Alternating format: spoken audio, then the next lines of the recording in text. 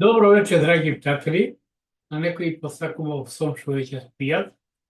Вечер одлучив една моја анализа да дадам во врска со царините што сад ги воведе скоро на сите во светот и кај нас некаде 3-4%, 3-4%, требаше повеќе има 30, вако ми, така нешто. Тука и Кина, ЕУ, ова за мене е многу провидно. Ја гледам дека тука синхронизирано се работи, на Путин му одговара и на Трамп. На острана Кина ги тргла рацете. Значи, во моментот синхронизирано се работи на договор меѓу трите големи сили, не слободно да се каже. Но може и Трамп да излече нека најдебли остап. Зошто го верувам ова? Значи, на Трамп или на САД им треба минералите во Украина, ако има средства, бидејќи они главните минерали се во Донбас, во Луганск и Донецк, значи во тој дел на Украина. Но толку може би не е ни важно, прашање колку треба да се вложи. Трамп во минатиот негов мандат ја поведе трговската војна против Кина, сега води против скоро половина свет, да кажеме. Но со тоа трговско војна тоа што водеше, он е малку заек на економијата на САД, мора да се признаe. Он кој замине напред да замине, имаше околу 20.000 милиарди долг, сад сега има 36, нешто во моментот. Значи, за време на Бајден, повеќе беше глумецот на власт, како вистинскиот Бајден, значи сад се задолжи плюс скоро 17 милиарди, 1000 милиарди долари. И сега Трамп што прави? Значи, прво преоко на Ислам,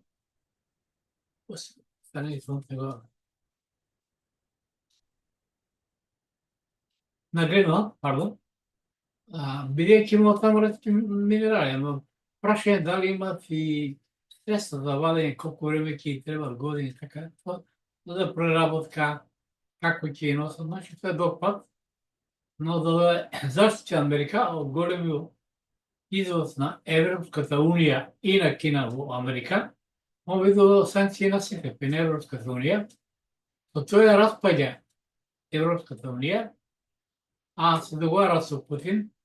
Зошто се договарат? За да оддалечи Русија од Кина и во моментот подготвуваат за војна со Кина. На прашање сад дали може да води војна со Кина. Бидејќи една империалистичка сила треба да имаш поголема флота, да имаш јака флота силна, а во моментот Кина ја надмина Америка, или сад како сакате кажете, со својата флота, со те бродови. Исто така благодарение на Русија и они развијаки персонично оружје. Значи, ја убаво кажав, и мината година кој ме следи редовно, значи треба да се копите субскрајб или следиме, убаво каже дека 2025 е клучно за воопште за светот, зошто кој ќе ги собере се бројки, тоа е 9. Знаеме дека тоа е најголем едноцифрен број. После тоа иде 10.000 единица, че секој деветката значува нов почеток, крај на стариот и нов почеток после на новиот. Тука затоа и стравото од БРИКС. Трамп мораше да се приближи. Овие што ги воведе санкции на Кина се малку смешно, бидејќи Кина има купено пола Америка. Она почна прво со купување на Чикашката берза, која беше главна берза во Америка, и многу брендирани фирми, и го презимаат работите бизнисот на еврејското лоби. Кина чак и ќе купи една, мислам во Израел го купи престанишното Хаифа, така да ова е интересно, но синхронизирана игра. Значи ова, ако земете Втората светска војна, кога беа се состана Рузвелт, Черчил и Сталин, сега гледаме тука Си Џинпинг, Путин и Трамп. Но кој како крај ќе влече, ќе видиме. Трамп е бизнисмен, тој фактно 5 пати банкротираше и се креваше и на него му мора да запре војната во Украина, но што ќе правиме со Израел, бидејќи пред Нова година Кина заедно со Иран и со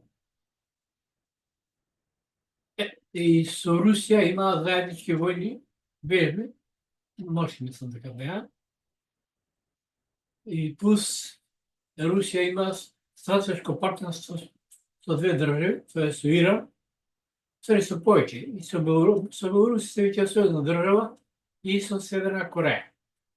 Значи, Израел, ако започне нешто против Иран, тука ќе мора да застане и Русија. Значи, интересно е подобро оно што кажам цело време, че година започнува распад на Европската унија и НАТО. За НАТО му помага Трамп на Путин, а за Европската унија исто така има некој договор, беззваничен, овој што е гасовод Северен ток во Германија, Америка да го купили сад, тој бил заеднички бизнис на Русија и Америка, или поточно на Путин и Трамп. Русите би продавале руски газ повторно во Германија и во Западна Европа, а они би земале пари од транзитот, мислам сад. А тој бил низ Северниот ток, можно да го откупат, значи преку Балтикот горе иде тоа. Значи, интересен период е пред нас, нека да една нашиве младлавави на позиција, да не се чукат со града и да не збарат многу за Европската унија, она не чекува пред распад. Она банкротира беше. Нека нас 100% своето БДП Франција е должна, Германија е некаде по 70%. Гледате, најдоложни држави тоа е САД, право. Второ Велика Британија, на трета или четврта е Германија или Франција, пета е Јапонија, шеста Луксембург, седма Италија и да не ги брат. Грција не е ни меѓу 10 најдоложни земји во светот, а сите викаме доложени како Грција. Значи, ја тврдам дека никој од овие што са веќе започнали преговори нема да влезе во Европската унија, или ќе се распадне или ќе се подели на делови. Значи, оние старите основачи ќе одбидат еден дел, западни тука кој придружни членки може да бидат 200 и така натаму. Значи, интересен период, така да не се кунат Европската унија, треба да се гледат државните национални интереси. Mi smo далеко од Европска унија и Европска унија е веќе договорено да се распадне или пак на помали членки. И полесно да разговараш посебно со една држава колку со група држави. А тука во сето ова ќе профитира Кина. Она веќе навлезена длабоко во европскиот пазар, а Трамп не е свесен дека со овие царини буквално ја брка, ја тера Европа да ја брка сад од Европското трежиште на Европската унија. Бидејќи со они така ќе воведат возвратни царини. Инаку и нашиот стратешки партнер ни ја воведе 34%. Македонија не верувам дека не се изведе, освен овие фирми што се дадени како инвеститори така од западот, они са делови така натаму. Значи, интересен период, Македонија треба да има, особено владата во овој период до половината на април, ќе има би потrebno да протестира и работи, но не би сака многу они си во своји советници. Аналитичари, дали се капнат или вака, не знам, дека ми извина, но кој слушам, повеќе ми да смеат колку да ги разберам како да нешто анализира. Тоа е дневна политичка исто кафана уште да даеш по една рака и салата. Ја просто вака што ја викам, али прво да анализираш нешто, они не знаат што е зборот аналитика.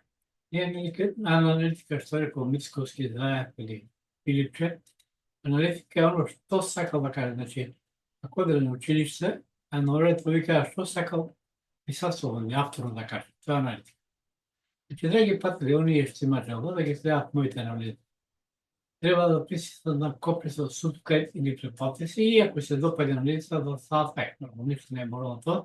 Тоа е ваша желба. Јас сега би ви посакал убав сон, убав викенд, со создател напред, Македонија пред се.